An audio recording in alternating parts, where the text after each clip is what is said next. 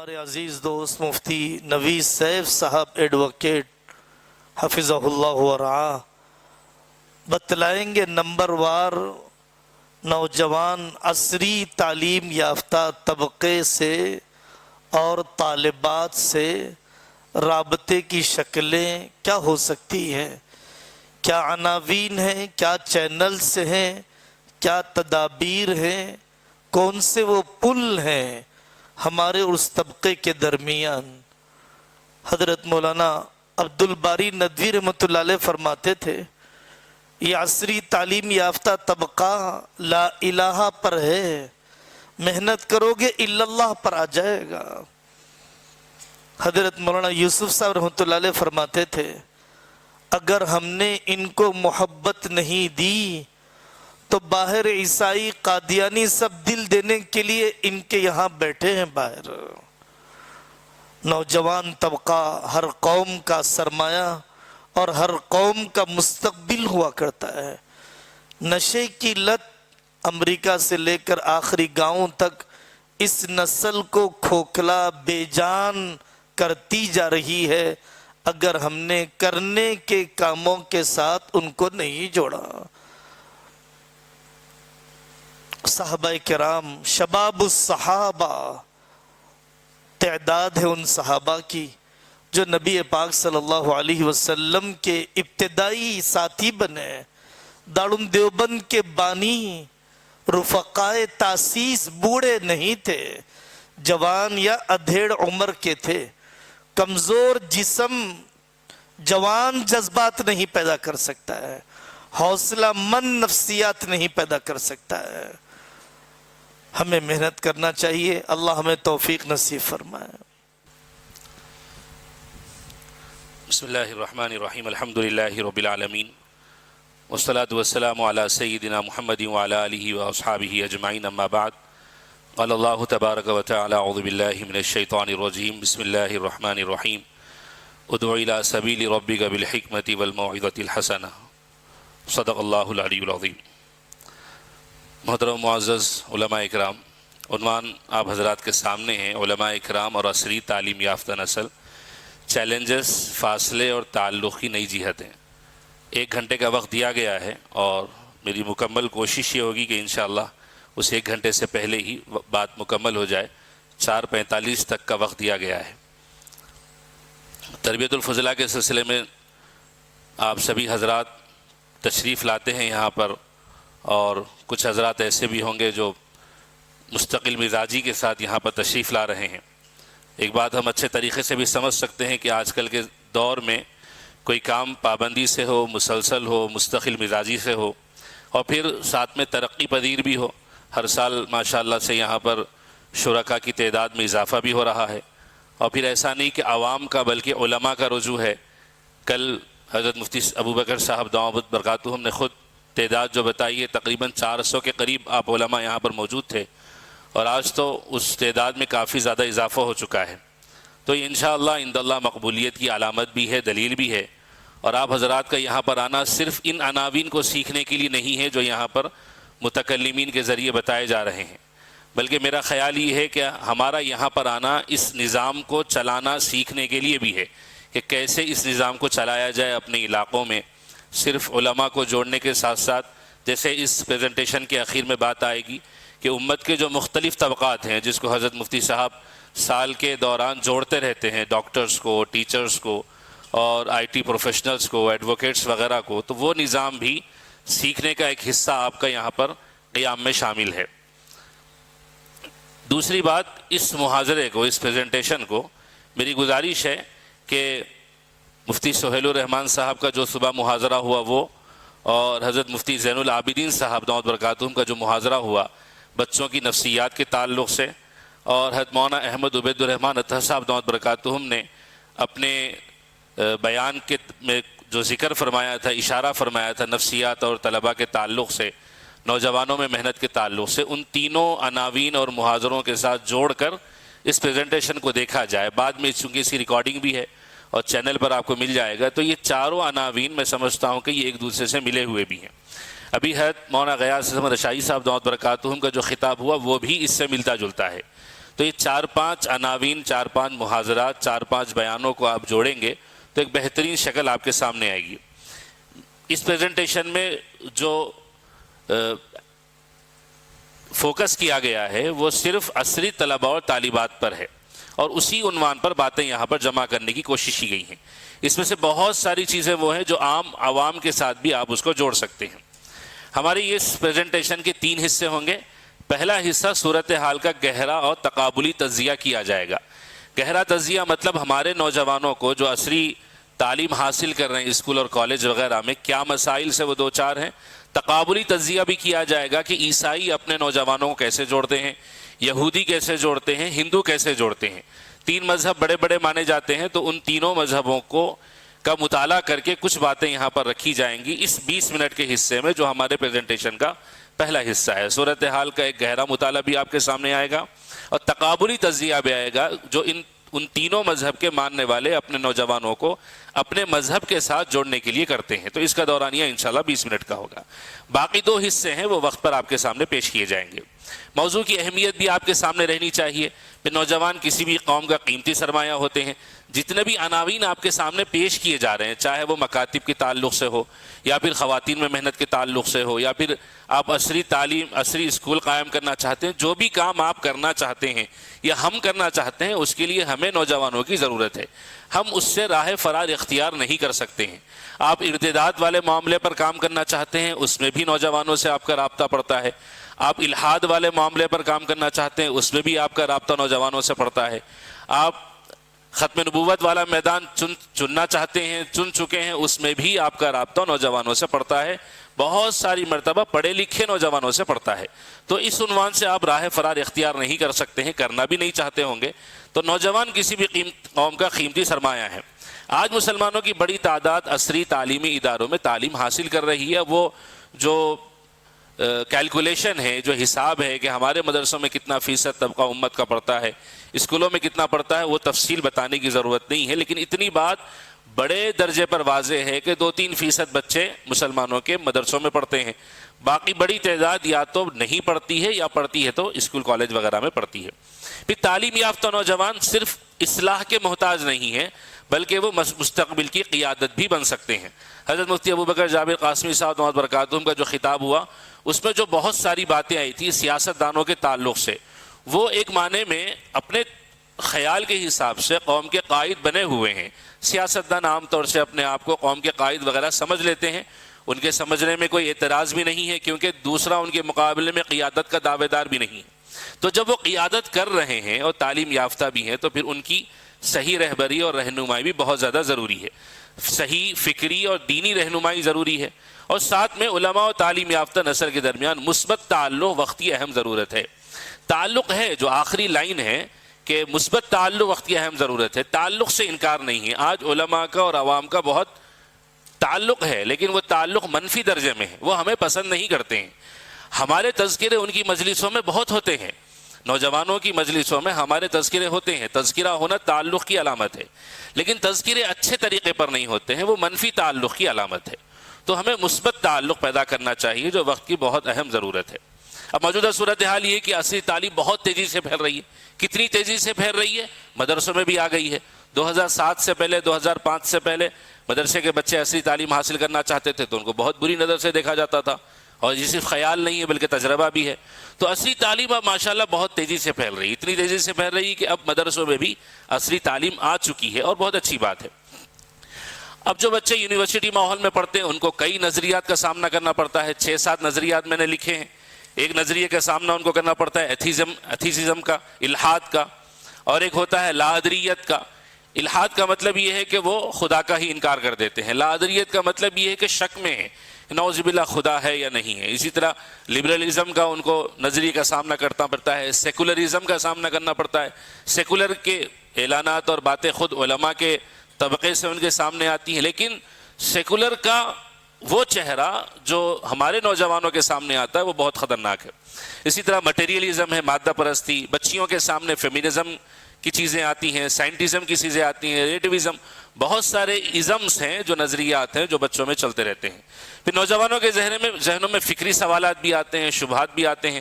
دینی رہنمائی سے دوری کا خطرہ میں نے احتیاطاً لکھا ہے، ورنہ بہت سارے وہ دینی رہنمائی سے دور ہو چکے ہیں.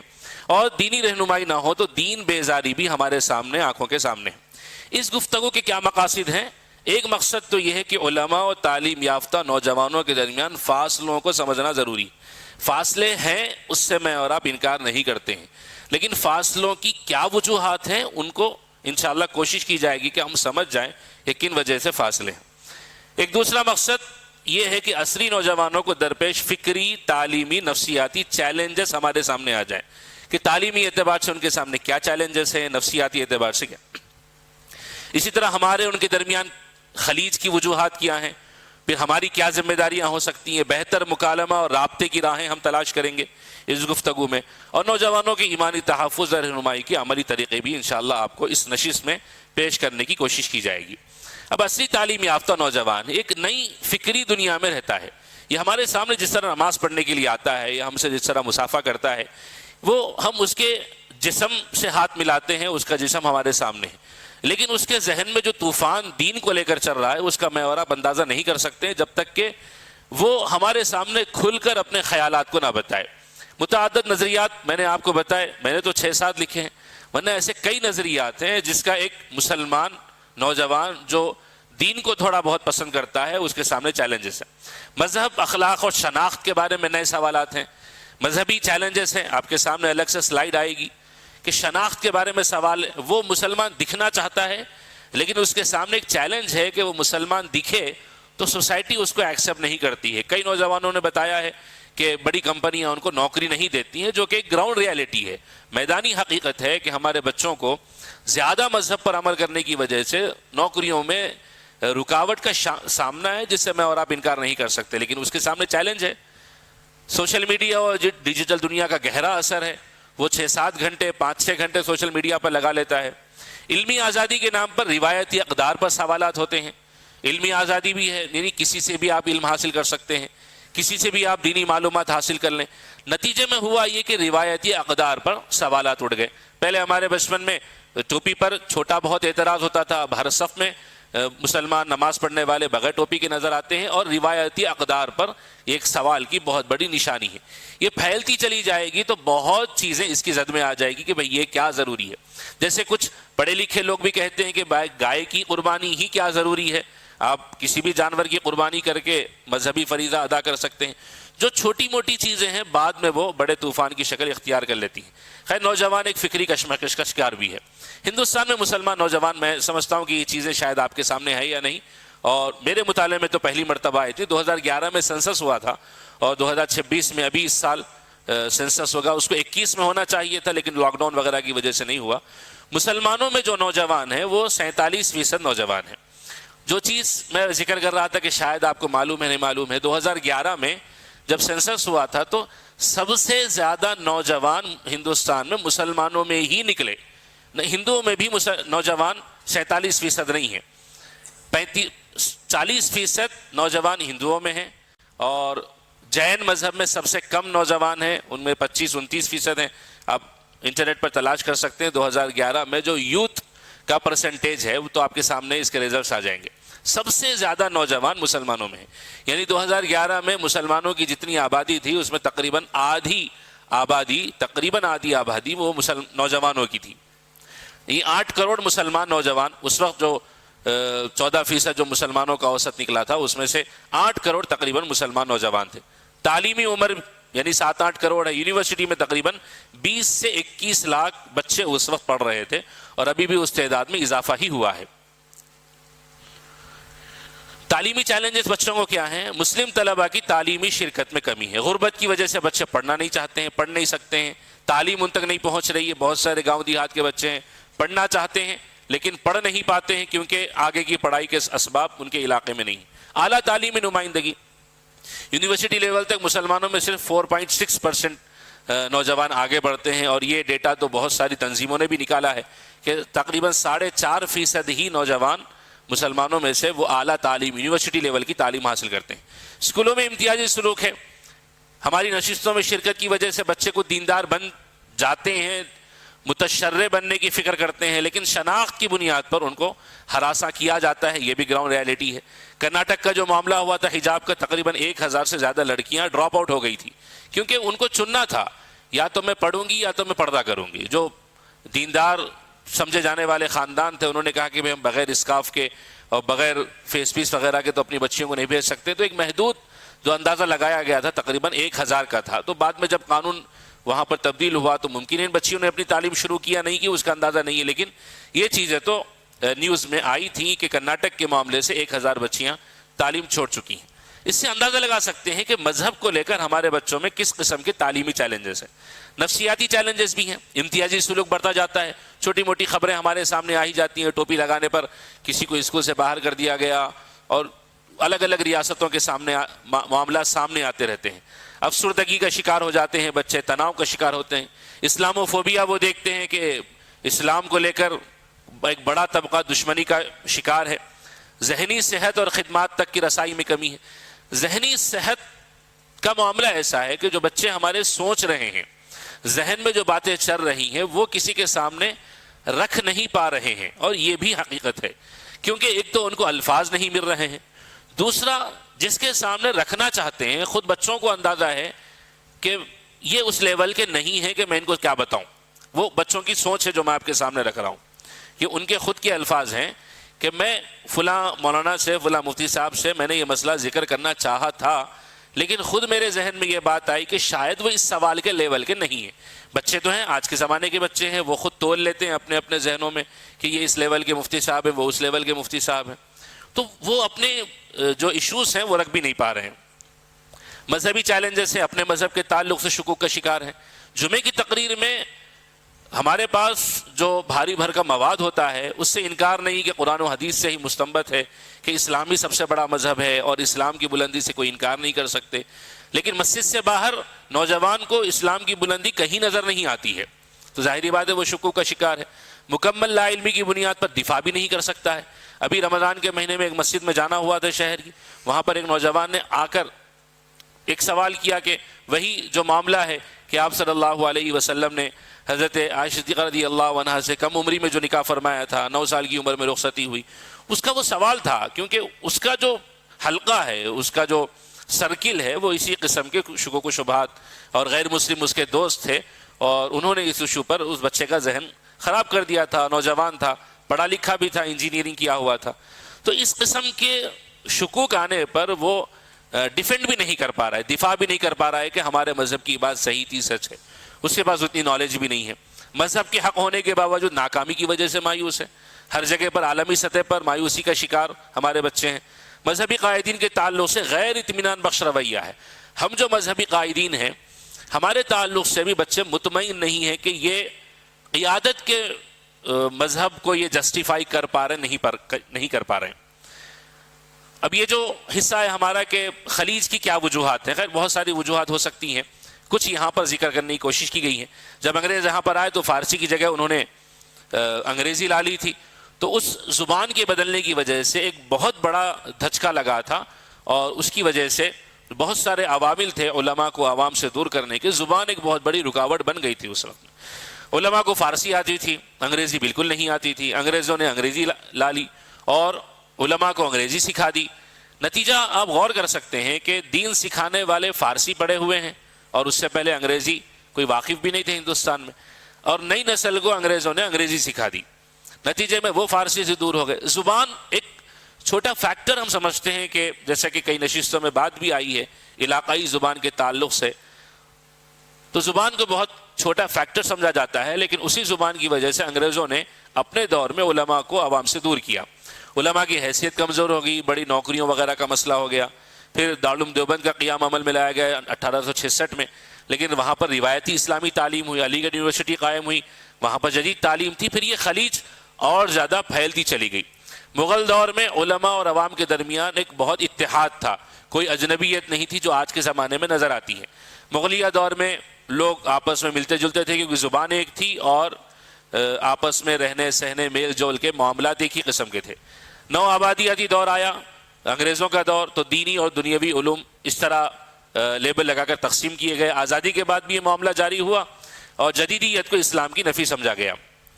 دینی اور اصلی نظام کا الگ الگ ہونا، تعلیمی اداروں کے درمیان کم رابطہ ہے، مدارس ہیں اسکولوں سے رابطہ نہیں ہے، اسکولز ہیں تو مدارس میں رابطہ نہیں ہے، معاشرے میں طبقے تقسیم ہو گئے ہیں. علماء کا معاملہ ہے وہ دینی اور دنیاوی علوم، جو کہ بالکل بھی صحیح اصطلاح نہیں ہے. درست اصطلاح کیا ہو سکتی ہے؟ اصلی تعلیم اور مذہبی تعلیم، یہ درست اصطلاح ہے جس کو استعمال کیا جائے. دینی اور دنیاوی تعلیم بالکل بھی صحیح اصطلاح نہیں ہے. معاشرے میں طبقے تقسیم ہو گئے کہ ان کے پاس دینی علم ہے، ان کے پاس دنیاوی علم ہے. باہمی واقفیت کم ہو گئی جس کے نتیجے میں فکری فاصلے پیدا ہو گئے. موجودہ دور میں خلیج کی کیا وجوہات ہے بھائی؟ آج کل تو ماشاءاللہ سے انگریزی بھی بہت سارے علماء بولنے لگے ہیں اور کام چلا انگریزی تو ہم میں سے تقریباً سبھی کو آتی ہے. لیکن مسئلہ یہ ہوا کہ ڈیجیٹل مبلغین زیادہ ہو گئے. سوشل میڈیا پر مغربی تعلیم یافتہ مبلغین کی مقبولیت جو روایتی علماء کی جگہ لے رہے ہیں، اس کی وجہ آگے کی سلائیڈز میں آئے گی. ان کے پاس بھی وہی باتیں ہیں جو ہمارے پاس ہیں، لیکن وہ اس لیول پر اتر کر بول رہے ہیں جس لیول پر ہمارا نوجوان سننا چاہتا ہے. ہم بھی وہی معلومات دے رہے ہیں لیکن ہم اس لیول پر اتر کر نہیں بول رہے ہیں جس لیول پر ہمارا نوجوان سننا چاہتا ہے. فلوٹنگ اسپرچویلٹی، یعنی نوجوان نسل فلوٹ کرنا چاہتا ہے. فلوٹ کا مطلب تیرنا ہے، یا آپ ہوا میں ایک پرندہ ہے اپنا پر پھیلانا بند کر دے تو بھی وہ چلتا چلا جاتا ہے، اس کو انگریزی میں فلوٹنگ کہتے ہیں. نوجوان نسل کسی ایک مدرسے کے بجائے انٹرنیٹ سے دین سیکھنا چاہتی ہے. اچھا، یہ نوجوان جو ہمارے بچے الگ الگ چینلز کو سبسکرائب کیے ہوئے ہیں دینی معلومات حاصل کرنے کے لیے، آپ ان کے ساتھ بیٹھیں گے تو آپ کو معلوم ہوگا کہ وہ ایک چینل سے ہی پورا دین بھی نہیں سیکھتے ہیں. ان کے اندر تنوع اور الگ الگ لوگوں سے دین حاصل کرنے کا جذبہ اتنا زیادہ بڑھ گیا ہے کہ کسی سے نماز سیکھیں گے، کسی سے روزہ سیکھیں گے، کسی سے زکوٰۃ کے بارے میں سیکھیں گے، کسی سے اخلاقیات کے بارے میں سیکھیں گے. تو ان کے پاس وہ معاملہ وہاں پر بھی ویسا ہی ہے. تو یہ فطری طور سے بچوں کے اندر چیز پیدا ہوگی کہ میں ایک ہی مدرسے میں ایک ہی عالم دین سے کیوں سیکھوں، میں الگ الگ لوگوں سے سیکھتا رہوں گا جس سے جہاں بولے وہاں پر سہولت کے ساتھ چیزیں حاصل ہو جائیں. چیلنج کیا ہے بھائی؟ علماء کا قدیم اسلوب ہے اور ڈیجیٹل دنیا کے تقاضوں میں ہم آہنگی کی کمی ہے، جس کی وجہ سے آج کے دور میں یہ خلیج بڑھتی چلی جا رہی ہے. موجودہ دور کی رکاوٹیں، مصروف طرز زندگی ہمارا بھی اور ان کا بھی. ایک ہی جگہ پر 10 نوجوان بچوں کو ایک ہفتے تک لے کر بیٹھنا بہت بڑا چیلنج ہو گیا ہے. کسی کی زبان میں کہا جائے تو زندہ مینڈک تولنے کے برابر ہے. 10 بچے ایک ہفتے تک مل کر بیٹھ جائیں، ہمارے پاس 9 آ جائیں گے، ایک نہیں آئے گا. اس کو ترازو میں رکھیں گے، ترازو والا اچھل کر باہر چلا جائے گا. تو سوشل میڈیا اور ڈیجیٹل دنیا کا بڑا گہرا اثر ہے. اس کے بعد جو تیسرا نمبر آپ کو اسکرین پر نظر آ رہا ہے کہ نوجوانوں کے فکری سوالات میں اضافہ ہے. بھئی سوالات کی نوعیت مکمل تبدیل ہو گئی ہے. اب وہ نماز روزے کے مسائل نہیں پوچھ رہے ہیں. بحثی سمر میں ہم نے ہمارے بچپن میں جو پڑھا تھا کہ کنویں میں کون سا جانور گرنے کی وجہ سے کتنے ڈول نکالے جاتے ہیں، وہ اب سوال ہی نہیں ہے. کنویں ہی ختم ہو گئے ہیں. تو مرغی، بلی، کبوتر پھول کر باہر نکلے، پھٹ کر باہر نکلے، زندہ گر جائے، زندہ نکلے، سوالات ختم ہو گئے ہو. نواقص وضو کوئی بچے پوچھتے ہی نہیں ہیں، نہ غسل ٹوٹنے کے مسائل پوچھ رہے ہیں. بچوں کے جو سوالات ہیں، اگر عصری تعلیم یافتہ بچوں کے ساتھ بیٹھا جائے 15 منٹ کے بعد گھبراہٹ شروع ہو جاتی ہے. اس قسم کے ایک تو سوال کا مسئلہ یہ ہے کہ اس میں آدھی انگریزی ہے. سوال سمجھنا ہی اپنی جگہ پر ایک چیلنج ہو گیا ہے. نہیں، میں بھی اسی میں شامل ہوں.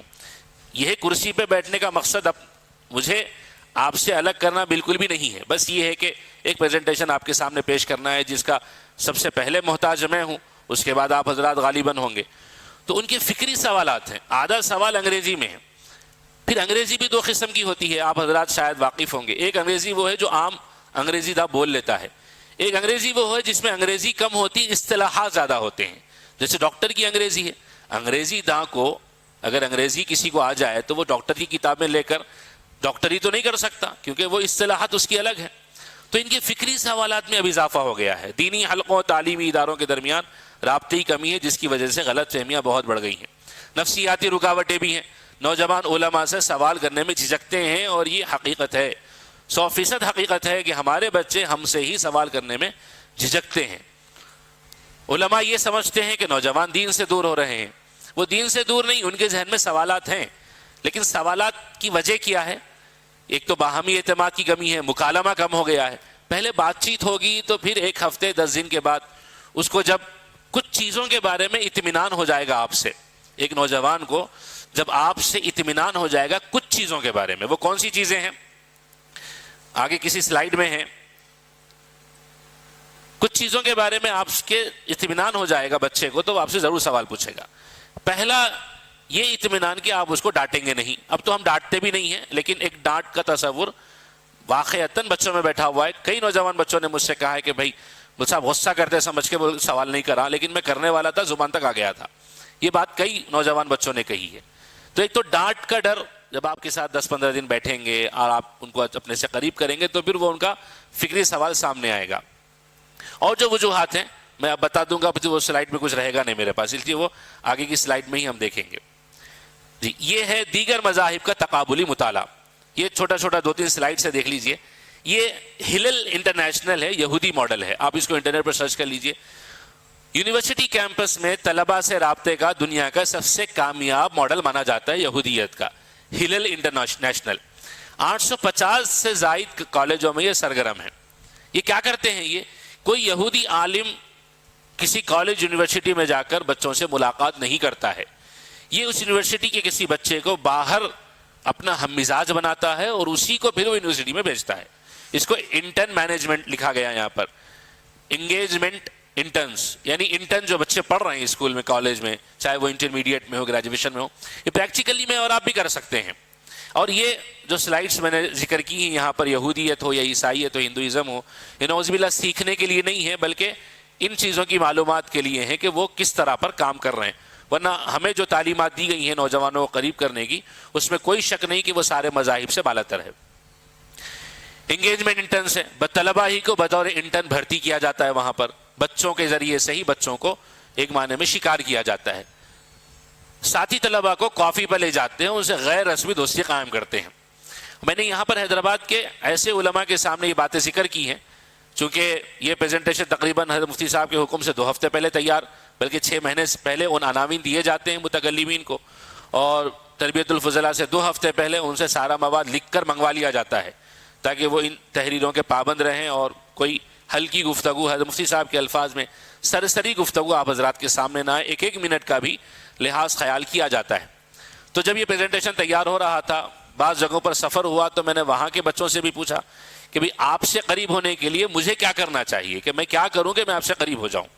پھر میں نے ان علماء سے بھی پوچھا جو عملی میدانوں میں کام کرتے ہیں کہ بھئی آپ کیا کام کرتے ہیں. تو یہ لائن میں نے ان کو ذکر کی کہ یہودی بچوں کو تیار کرتے ہیں اور بچے دوسرے بچوں کافی وغیرہ پر لے کر جاتے ہیں اور ان سے غیر رسمی دوستی قائم کرتے ہیں.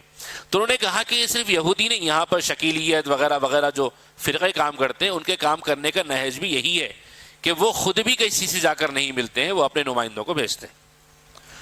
کامیابی کا پیمانہ خطبے کی حاضری کے بجائے کافی ڈیٹس کی تعداد ہے. اس کو اچھی طرح ہم سمجھ لیں گے. یہودیت کا جو ہلل انٹرنیشنل ہے, اس نے کامیابی کا معیار یہ نہیں بنایا ہے کہ میرے درس, ہمارے الفاظ میں, ہمارے درس قرآن درس حدیث میں کتنے بچے آتے ہیں, ان کے پاس وہ کامیابی کا معیار نہیں ہے. کوئی یہودی عالم اس کو کامیابی کا معیار نہیں بنایا ہوا ہے کہ میرے درس میں کتنے نوجوان شرکت کرتے ہیں, بلکہ ان کے پاس ان کی تحریک کی کامیابی کا معیار یہ ہے کہ ہمارے بچوں نے کتنے بچوں کو کافی پر لے جا کر اپنے مذہب کے بارے میں سکھایا ہے, جس کو کافی ڈیٹ کا یہاں پر لفظ لکھا گیا ہے. کافی ڈیٹ کا لفظ میں نے بھی وہیں سے لیا ہے, ہلل انٹرنیشنل کی جو تحریرات وغیرہ ہیں. تو اب کامیابی کا پیمانہ وہاں پر خطبے کی حاضری نہیں ہے, وہاں پر یہ ہے کہ یہ بچے کتنے بچوں سے مل رہے ہیں. مائکرو کمیونٹیز انہوں نے بنا لی ہے. کچھ 10 بچے مل گئے, بزنس کرنا چاہتے ہیں, انہوں نے ان 10 بچوں کا ایک گروپ بنا دیا اور اس میں الگ ان سے بات کرتے ہیں تو بزنس ہی کی بات کرتے ہیں.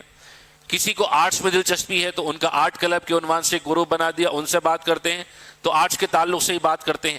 تو ہر ایک سے اس کی دلچسپی کے بارے میں ہلل انٹرنیشنل کے ذمہ داران کی گفتگو ہوتی ہے. مقصد یہ ہوتا ہے کہ یہودیوں کو, نوجوانوں کو یہودی شناخت سے مضبوطی سے جوڑا جائے. چیپلنسی ہے یہ.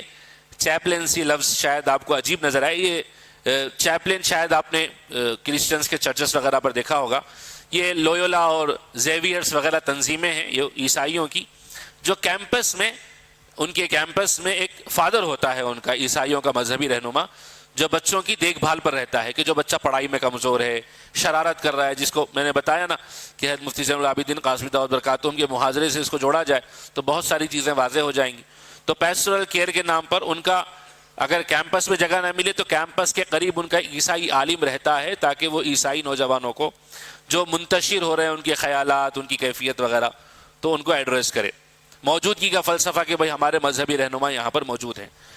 یہ رہنما طلبہ کے ذہنی، جذباتی، روحانی مسائل کے لیے فرسٹ ریسپونڈر کا کام کرتے ہیں، یعنی بچہ پہلے رجوع ہوگا تو انہی سے رجوع ہوگا اور انہی کے سامنے اپنی شکایت وغیرہ رکھتا ہے۔ ریٹریز کرتے ہیں، یہ تفریح وغیرہ پہ لے جانے کی بات بھی آئی تھی۔ طلبہ کو تعلیمی دباؤ اور شہر سے دور چند دنوں کے لیے لے کر جاتے ہیں۔ مقصد کیا ہوتا ہے بھائی؟ خاموشی، تفکر، عبادت کے ذریعے ایمانی تازگی۔ سنڈے اسکول ہے، نوجوانوں کے لیے بائبل اسٹڈی گروپس وغیرہ ہے، کرسچن اسٹوڈنٹ فیلوشپ وغیرہ کے گروپ بنائے جاتے ہیں۔ ہندو ماڈل ہے، یہ چنمیا مشن یوتھ کیمپس ہے، یہ آپ تفصیلات انٹرنیٹ پر بھی دیکھ سکتے ہیں۔ ہندوؤں نے ایک کام یہ کیا کہ جو سائنس کی تحقیقات تھی اس کو ہندو مذہب کے ساتھ جوڑ کر انہوں نے بچوں کے سامنے رکھنا شروع کیا ہے۔ یہ نقطہ نظر یونیورسٹی کے طلباء کے عقلی اور سائنسی ذہن کو بہت اپیل کرتا ہے۔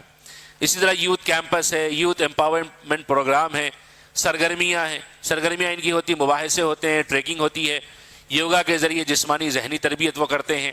RSS، VHP اور ABVP یہ سب ان کے طلباء کو قریب کرنے کی شاخائیں یا پھر الگ الگ گروپس ہیں۔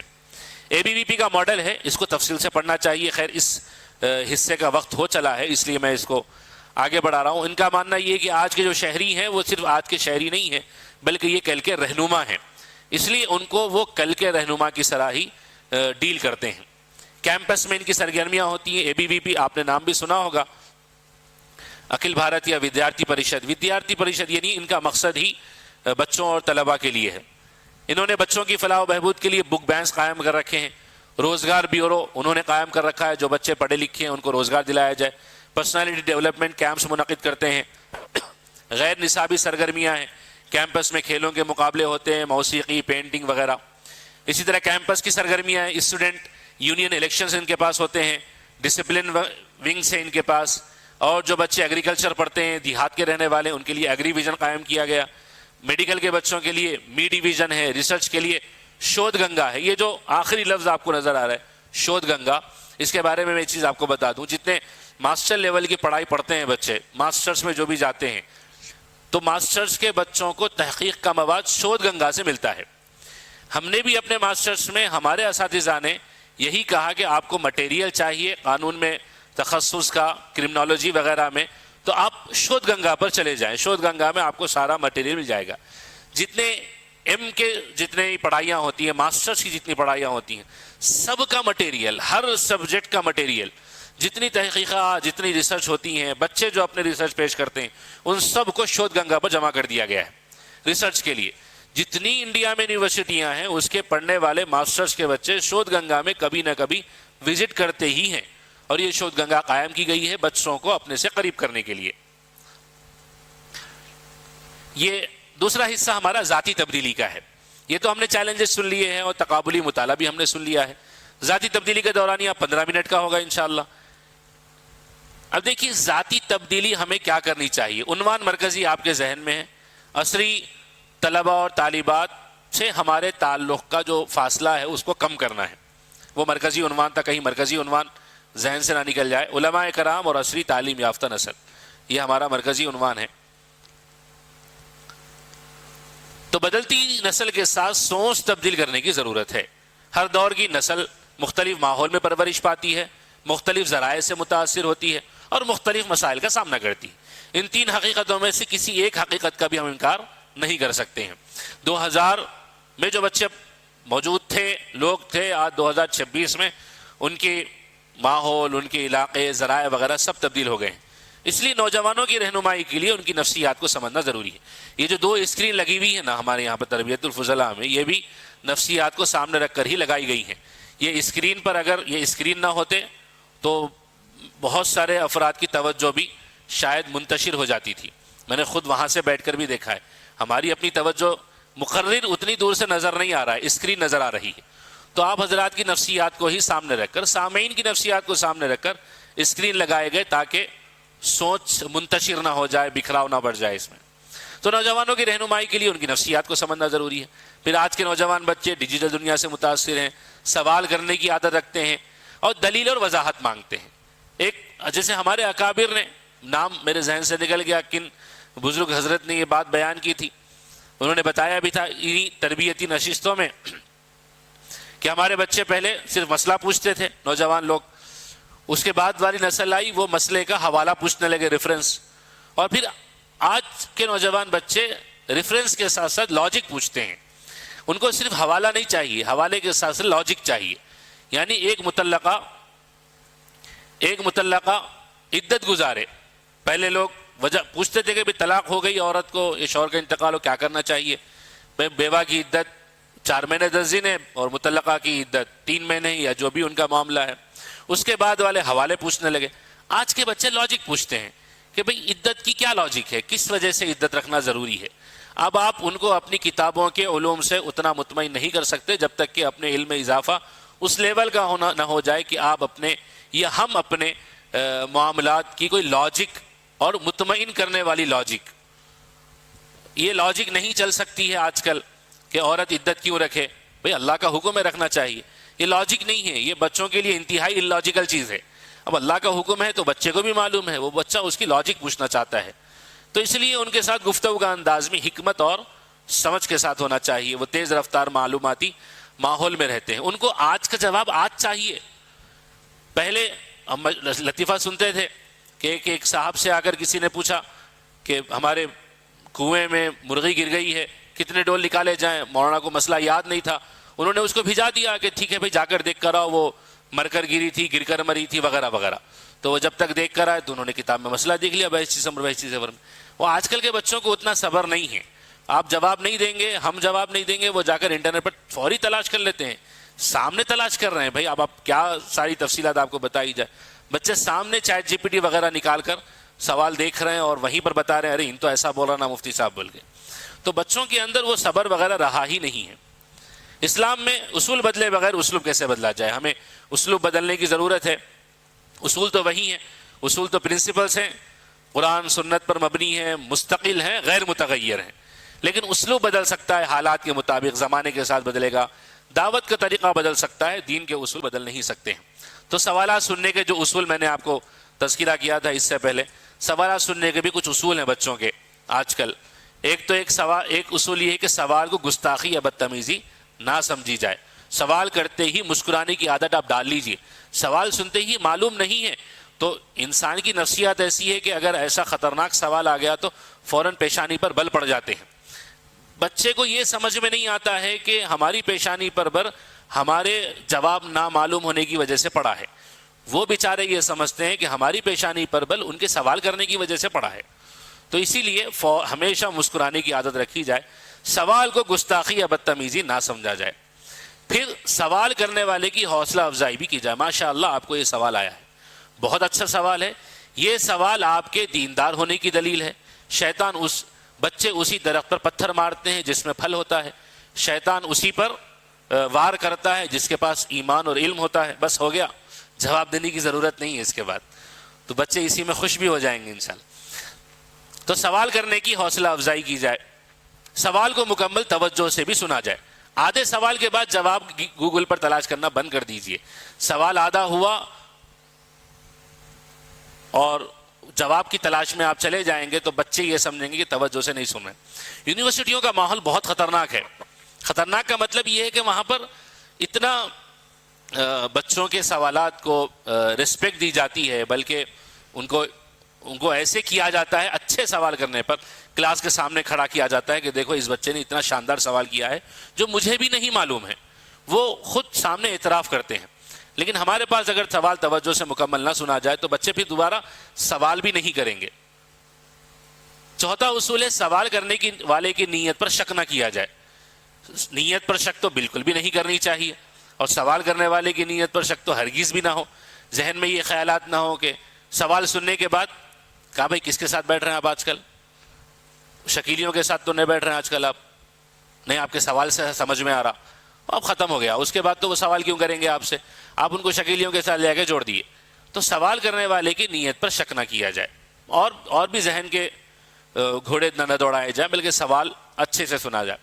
جواب فوراً معلوم نہ ہو تو تحقیق کا وعدہ کیا جائے. اس بات کا ہمیں مکمل اہتمام کرنے کی ضرورت ہے. سوال سامنے آیا ہے اور پریکٹیکلی الحمدللہ میں نے اس پر عمل کیا ہے اپنی کوشش کی حد تک کہ سوال کیا بچے نے، جواب معلوم نہیں ہے، فوراً ان کا نمبر لیا گیا، نمبر اپنے واٹس ایپ میں یا کہیں پر محفوظ رکھا گیا نام کے ساتھ، جواب جب چاہے شب معلوم ہوا ہے، چاہے وہ 1 دن کے بعد ہو، 3 دن کے بعد ہو، 1 ہفتے کے بعد ہو، فون کر کے اہتمام سے جواب بتایا گیا کہ بھائی آپ نے یہ سوال کیا تھا، اس وقت مجھے جواب نہیں معلوم تھا، میں اب آپ کو جواب بتا رہا ہوں۔ یہ عمل ہم کریں گے تو آپ سے وہ ضرور آگے سوالات کریں گے، کیونکہ آپ کا اہتمام سے جواب دینا ان کا آپ پر اعتماد کو بڑھاتا ہے، تو اعتماد کا ماحول پیدا ہوگا۔ یہ 6 چیزیں انشاءاللہ سوالات سننے کے اصول بھی ہیں۔ سوال پوچھنے میں بچوں کو جھجک کیوں ہوتی ہے؟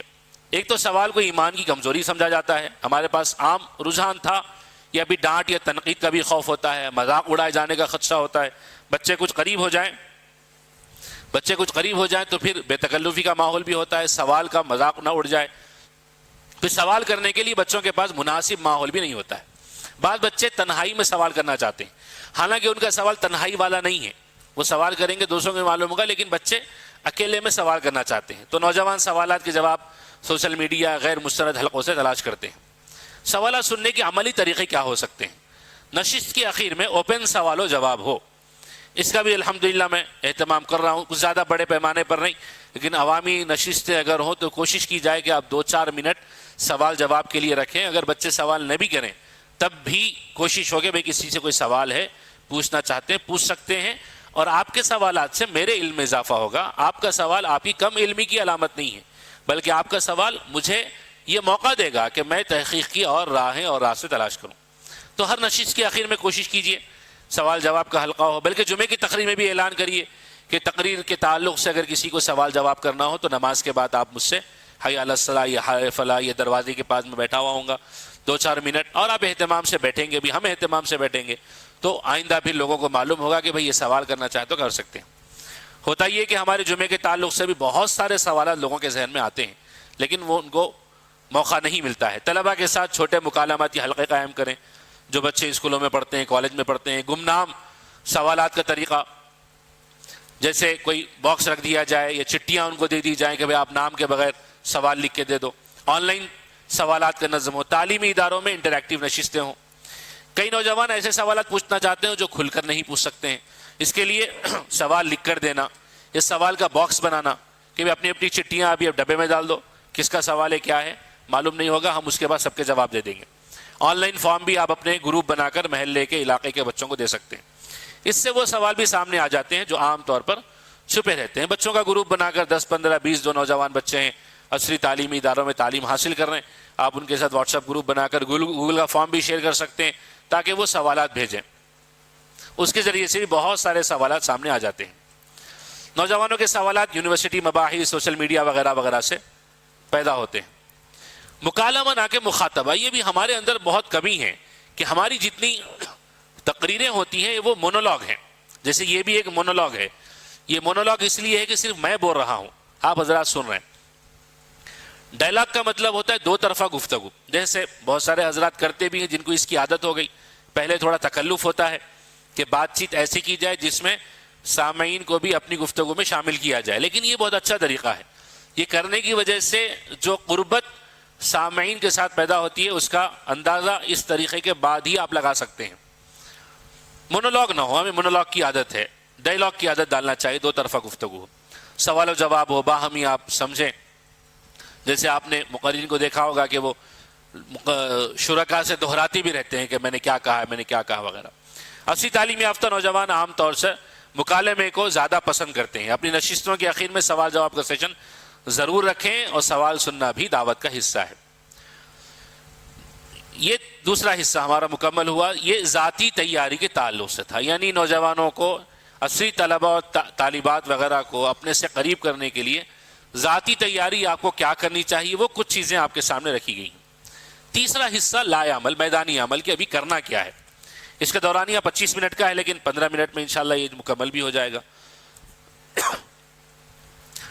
جی، ایک چیز تو جو بہت الگ الگ تنظیموں اور اکابر وغیرہ کی طرف سے بات سامنے آتی ہے، مساجد کی مرکزیت۔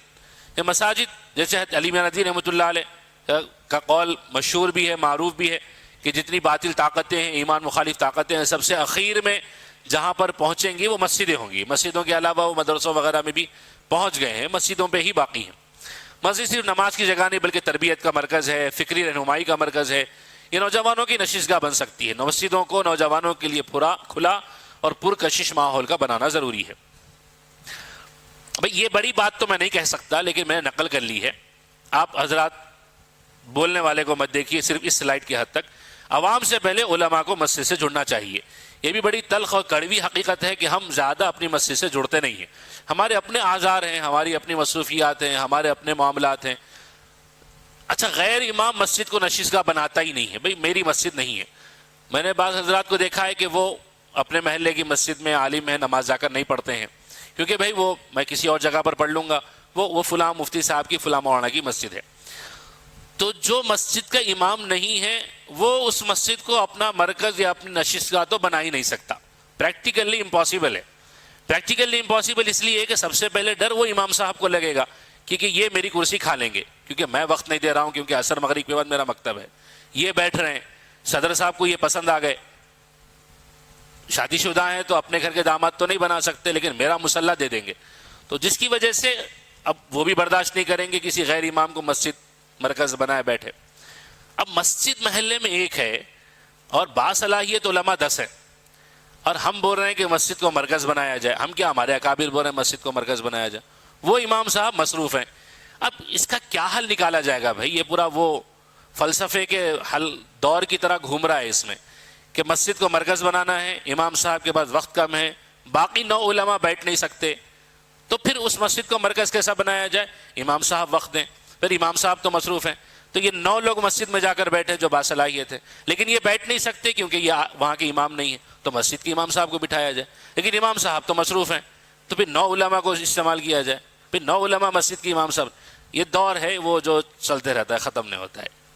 تو غیر امام صاحب تو مسجد کو نشستگاہ نہیں بنائیں گے بھائی, کیونکہ میں نے بھی 8 سال 1 مہینہ امامت کی ہے. وہ کوئی ہماری مسجد میں آتے نہیں تھے بیٹھنے کے لیے. اس کی ایک وجہ یہ تھی کہ میں عصر سے عشاء تک اپنی مسجد میں الحمدللہ بیٹھ جاتا تھا. عصر سے عشاء تک اپنی مسجد میں بیٹھنے کا معمول تھا وہ 8 سالہ امامت میں. اور کوئی دوسرے آ کر بیٹھ جائیں تو کوئی مجھے شکایت بھی نہیں تھی, لیکن بیٹھتے بھی نہیں تھے کوئی بھی آ کے. لیکن دوسری مسجدوں کے بارے میں غور کرتا ہوں, آپ حضرات بھی غور کریے. پھر امام صاحب کی اپنی مصروفیات و تقاضے ہیں. اب یہ کیسے کیا جائے گا بھائی؟ منصوبہ بند طریقے پر عصری طلبہ اور تعلیم یافتگان کو مسجد سے جوڑنے کی فکر اور ترتیب بنانی چاہیے.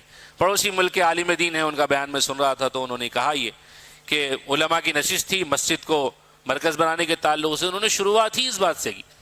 اور ان کی چونکہ داڑھی کے بال سفید ہو گئے تو اس لیے وہ بول سکتے تھے بلا تکلف, وہ بولے بھی کہ عوام کو مسجد سے جوڑنے سے پہلے علماء کو مسجد سے جوڑنے کی فکر کرنی چاہیے, تب جا کر پھر عوام بھی مسجد سے انشاءاللہ جڑے گی. اچھا, بچوں کو جوڑ رہے ہیں تو کیا کرنا چاہیے بھی؟ ہفتے وار فکری نشستیں ہوں, جو ڈائلاگ کے بارے میں نے آپ کو بتایا ہے. یعنی صرف آپ درس قرآن درس حدیث مت کریں, فکری نشستیں. بچوں کو جوڑتے ہیں ہم بڑی محنت کے ساتھ, لیکن وہ ایک طرفہ گفتگو ہوتی ہے تو بچے پھر کوئی دلچسپی ان کو نہیں ہے. سوال جواب کی محفل لازماً ہو, بچوں کے سوال سنے جائیں. نوجوانوں کے لیے حلقہ مطالعہ ہو, کچھ کتابیں مسجد میں لا کر رکھی جائیں, بچوں کو تیار کیا جائے کہ وہ آ کر مسجد میں مطالعہ کریں. تربیتی پروگرام ہو. مسجد نوجوانوں کی فکری رہنمائی کا مرکز بن سکتی ہے. نوجوانوں کا ایک بڑا طبقہ مسجدوں کے ماحول سے اجنبیت محسوس کرتا ہے. اس کی وجہ یہ ہے کہ ہمارے خطبات ان کے روزمرہ کے مسائل پر گفتگو نہیں کرتے ہیں. ہمارے پاس جو عموماً گفتگو ہوتی ہے اس کا تعلق ہمارے نوجوانوں کی پریکٹیکل لائف سے بالکل بھی نہیں ہے. یہ اب اگر اس جملے کو 4 مرتبہ بھی دہرایا جائے تو کم ہوگا. ہمارے جو خطبات ہوتے ہیں جمعے کے, ان کا ہمارے نوجوانوں کی پریکٹیکل لائف سے کوئی کنیکشن نہیں ہے.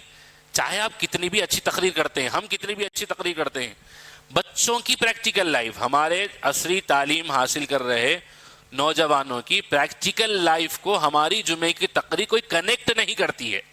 ہم حلال روزگار کے بارے میں تقریر کرتے ہیں اور یہ سمجھتے ہیں کہ یہ بچوں کی پریکٹیکل لائف کو کنیکٹ کرتا ہے.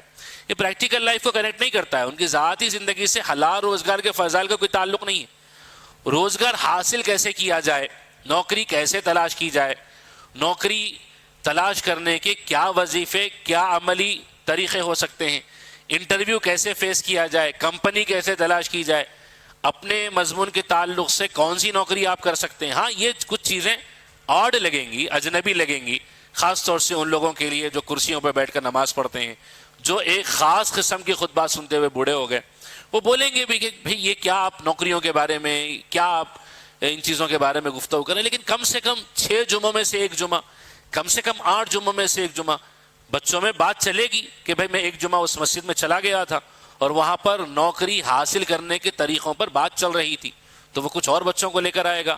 اور یہ عملی طور پر ہم نے بھی اور آپ میں سے بھی بہت ساروں نے شاید محسوس کیا ہوگا. ذہنی دباؤ، سائیکالوجیکل جو ایشوز ہیں ہمارے بچوں کے، ڈپریشن ہے، اینزائٹی ہے اور کئی مینٹل ڈس آرڈرس ہیں، اس کے بارے میں ہمارے پاس گفتگو نہیں ہوتی ہے، جس کی وجہ سے بچے اجنبیت محسوس کرتے ہیں ہمارے خطبات سے. جی یہ بات بھی یہ سلائیڈ کے لکھتے وقت ذہن میں آ رہی تھی، لیکن تھوڑی بے ادبی والی ہے.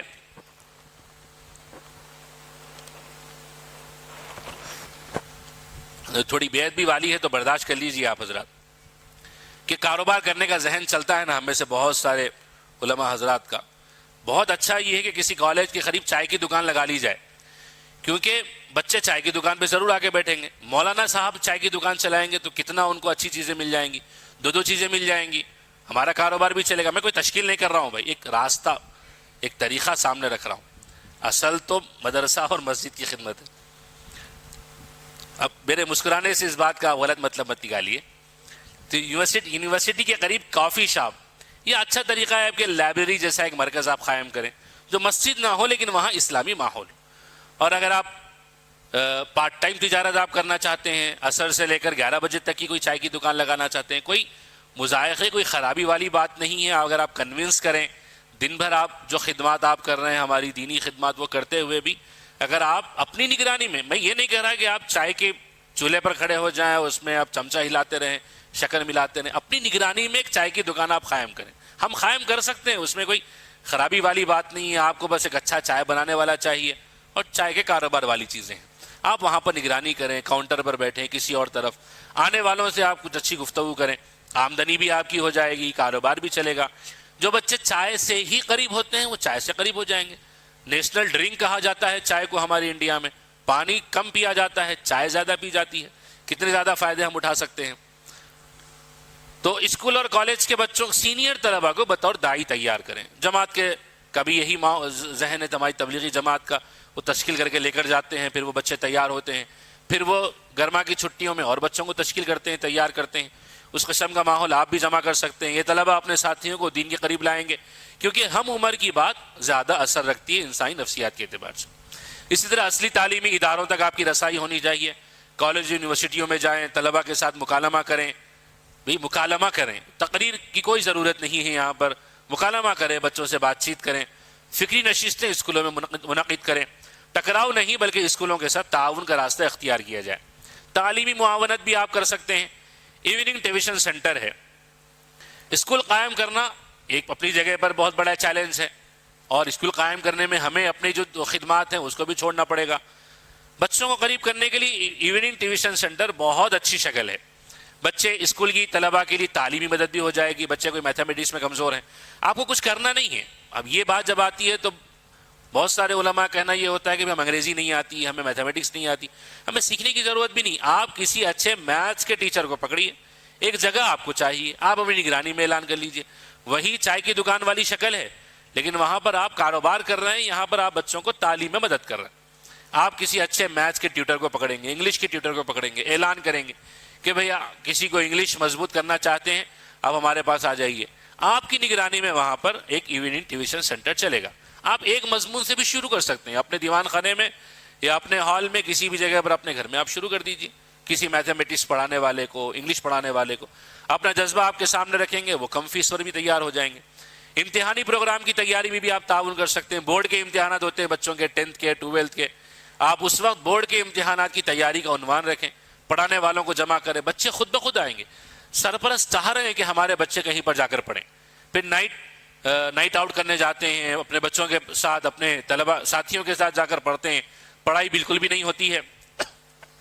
آپ نگرانی میں ان کو بورڈ کی تیاری کر سکتے ہیں. مطالعے کے طریقے ہیں، ٹائم مینجمنٹ ہے، کمزور طلبہ کی خصوصی رہنمائی ہے.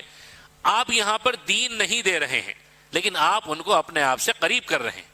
ہم اپنے آپ سے ان کو قریب کریں گے تو انشاءاللہ وہ دین کسی نہ کسی دن سیکھ جائیں گے، اور کہیں پر جائیں گے تو آپ سے مسئلہ پوچھیں گے، آپ کی رہنمائی میں رہیں گے۔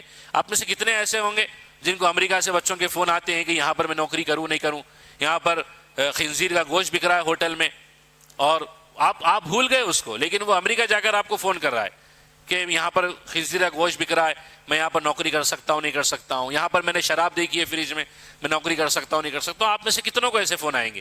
یو کے سے آئے ہیں، یو ایس سے آئے ہوں گے، الگ الگ ملکوں سے۔ تو جب بچے لگ جاتے ہیں تو ان کو پھر اپنے دین کی فکر لگ جاتی ہے۔ رفاہی مالی امداد ہے، جو عصری طلبہ اور طالبات ہیں ان کو قریب کرنے کا طریقہ یہ بھی ہے کہ آپ ان کی رفاہی مالی امداد کریں۔ اسکالرشپ کے ذریعے سے آپ رہنمائی کر سکتے ہیں۔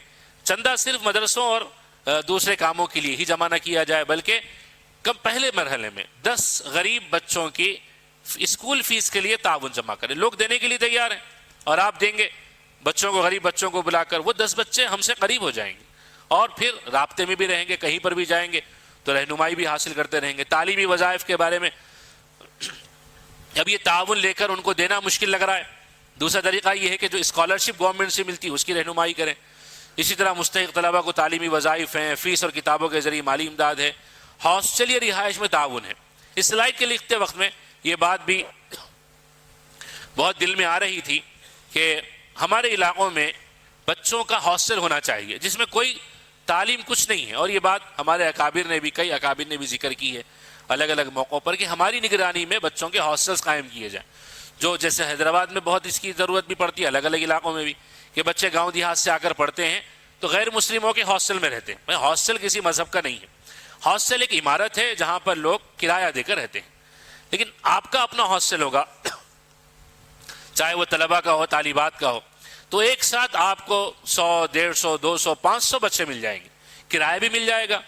ایک بلڈنگ آپ کسی مالدار آدمی کو بتائیں کہ بھائی آپ اپنی بلڈنگ ہے، آپ اس کو ہاسٹل کے لیے دیجئے، آپ کو کرایہ ہم دے دیں گے، لیکن یہ بچوں کی تعلیم و تربیت کے لیے ہم استعمال کر لیں گے، ہفتے میں ایک مرتبہ تعلیم ہوگی، ان کو قریب کریں گے، سوال جواب کی نشست ہوگی، یہ آگے جب جائیں گے تو یہ مستقل آپ سے رابطے میں بھی رہیں گے۔ اعلیٰ تعلیم کے لیے معاونت ہو نہار مگر غریب طلبہ کی سرپرستی کی جائے۔ کیریئر کاؤنسلنگ بھی ہم کر سکتے ہیں، یہاں پر بھی وہی معاملہ ہے کہ ہمیں اگر مختلف تعلیمی میدانوں کے بارے میں واقفیت نہیں ہے، جمعیت علماء کا یہ کام ہوتا ہے، آپ بھی اس طرح کام کر سکتے ہیں۔ جیسے ابھی یہ وقت ہے، ابھی ہمارے بچوں نے 12th کا ایگزام لکھا ہے، انٹرمیڈیٹ کا، فرسٹ ایئر سیکنڈ ایئر کا، یہاں پر تلنگانہ آندھرا میں، اس کے بعد 10th کے ایگزامس ہوں گے، گریجویشن کے ایگزامس ہوتے رہتے ہیں، تو 10th اور 12th کے بچوں کو کیریئر کاؤنسلنگ کی ضرورت پڑتی ہے کہ ہم آگے کون سی اسٹریم میں جائیں۔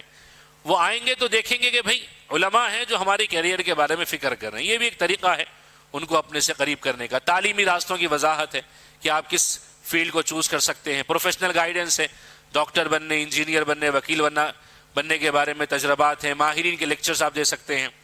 اسی طرح مختلف کیریئر کے مواقع، مہارتوں کی اہمیت ہے۔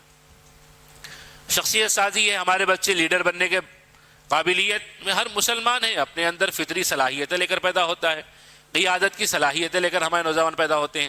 ٹیم ورک ہو، کمیونیکیشن اس کو سکھائی جائیں، اعتماد پیدا کیا جائے ان کے اندر، بات کرنے کا طریقہ سکھایا جائے، اسلامی کردار وغیرہ ساری چیزیں آپ کر سکتے ہیں۔ تربیتی فکری کیمپس ہیں، تربیتی فکری کیمپس جیسے حضرت مفتی ابوبکر جابر قاسمی صاحب دعوت برکاتہم کی نگرانی میں تربیت الاطباء، تربیت الوکلاء، تربیت التاجرین، تربیت المعلمین العصریہ وغیرہ، یہ مختلف سال بھر میں یہ پروگرامز چلتے رہتے ہیں، بڑے پیمانے پر چلتے ہیں۔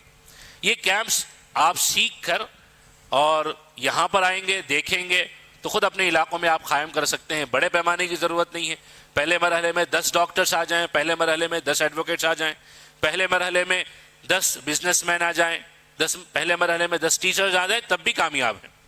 تو یہ پروگرامز پابندی سے حضرت مفتی صاحب کی نگرانی منعقد ہوتے ہیں، تو 2-3 دن کا یہاں پر جو ہوتا ہے، 1 دن کا، یا پھر آپ صبح سے شام تک کا منعقد کر سکتے ہیں۔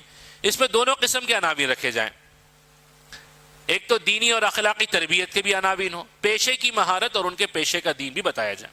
یہاں پر جو پروگرامز ہوتے ہیں مفتی صاحب کی نگرانی میں، صرف یہ نہیں کہ ایک ڈاکٹر کو بھی مسلمان بننا ہے وہی بیانات نہیں ہوتے ہیں، بلکہ ڈاکٹر، اچھا ڈاکٹر اپنے پروفیشنل لائف میں وہ کیسا مہارت حاصل کرے وہ بھی بتایا جاتا ہے۔ اسی طرح 5 چیزیں آپ کو تربیتی کیمپس میں رکھنی چاہیے اگر آپ کرنا چاہتے ہیں۔ مقصد متعین ہو، ایمانی، فکری، پیشہ وارانہ تربیت کا ذہن ہو، شرکاء کا انتخاب و محدود ہو، منتخب ہو، بھیڑ جمع نہ کی جائے بلکہ انہی افراد کو جمع کیا جائے جو اس سے متعلق ہے۔